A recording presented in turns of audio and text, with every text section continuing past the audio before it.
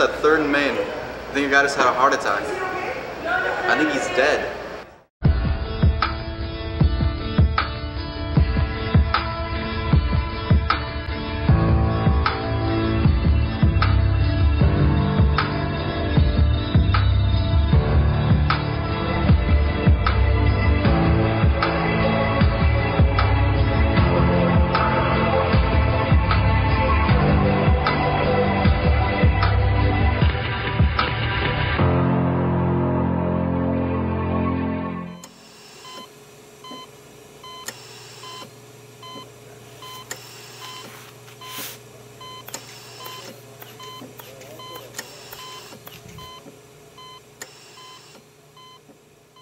What? Where am I?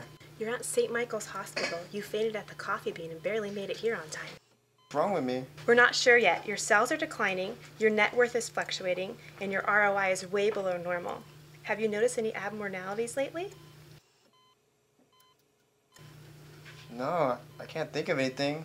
I mean, business hasn't been booming, but it could be worse. I see. Well, we're going to run some tests, and I'll be right back to check on you. Thanks, Doc. No problem.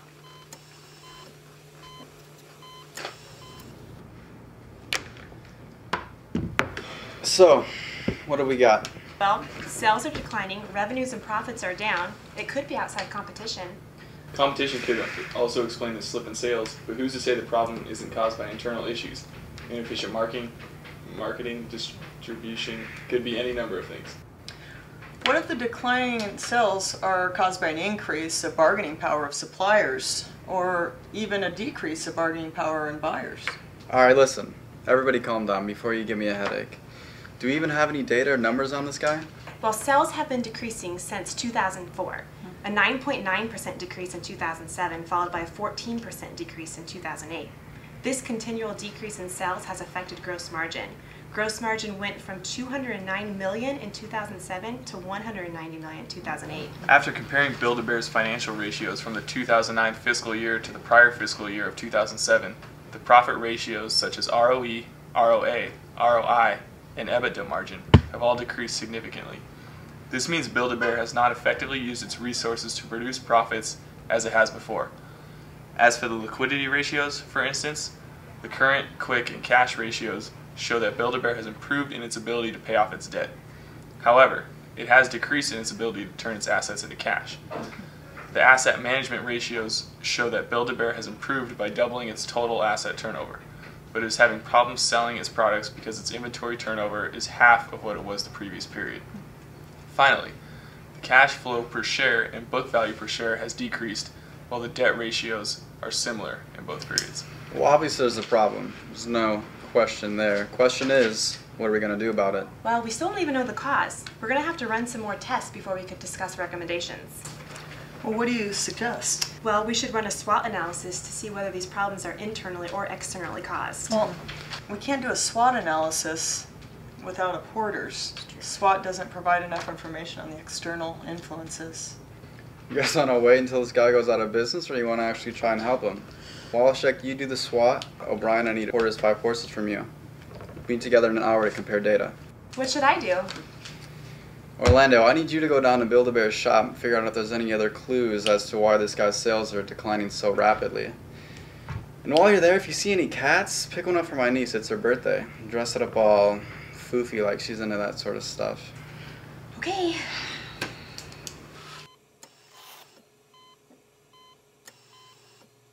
I don't know what happened. Everything was going so well at first.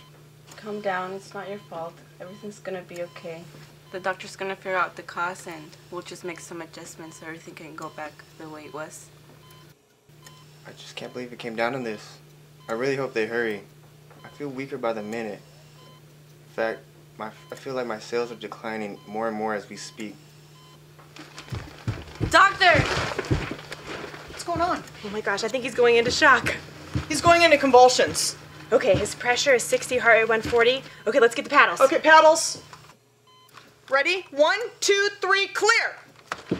Ready? 1, 2, 3, clear. Okay, we got to get to the bottom of this.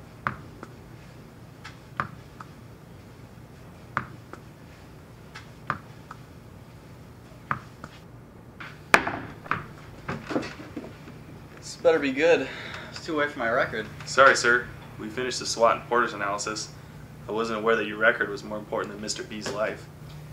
I suppose that is what we get paid for, although I'm still not quite sure why you guys get paid. Oh well, I guess we can't deprive all those little boys and girls of their teddy bears. Get the other doctors and meet me in the conference room. Alright, talk to me. Let's try and make it quick because I got a record to beat before lunch. Well, in our Porter's analysis, we take a look at the 5 forces that have had a major effect on Build-A-Bear. The first is the threat of substitute products or services. Build-A-Bear is fairly unique in that it has done a very good job of creating brand differentiation, as the experience of actually creating your own custom-made stuffed bear to your liking is extremely rare. However, this does not mean that Build-A-Bear is free from all competition. American Girl offers a similar type of product/experience combination, as it offers the ability to create a doll to your liking by being able to choose from a large selection of accessories. American Girl offers Build-A-Bear its most formidable competitor. However, Build-A-Bear should be able to maintain a strategic advantage, as American Girl is strictly defined to one gender segment of the market, while Build-A-Bear can appeal to both genders. The second force is the threat of entry of new competitors. Like I stated earlier, Build-A-Bear is a very unique business, and when this is combined with the amount of equipment, on-site accessories that must be available at all times, and highly trained employees, a pretty high barrier to entry is formed because of the amount of money that is required to start a similar business. However, Build-A-Bear may be vulnerable to a similar business that is completely digital or online.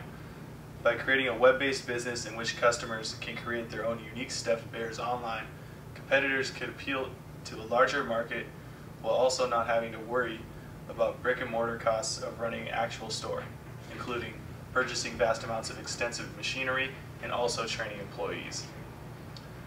The third force is the bargaining power of suppliers. Build-A-Bear does not own any manufacturing facilities.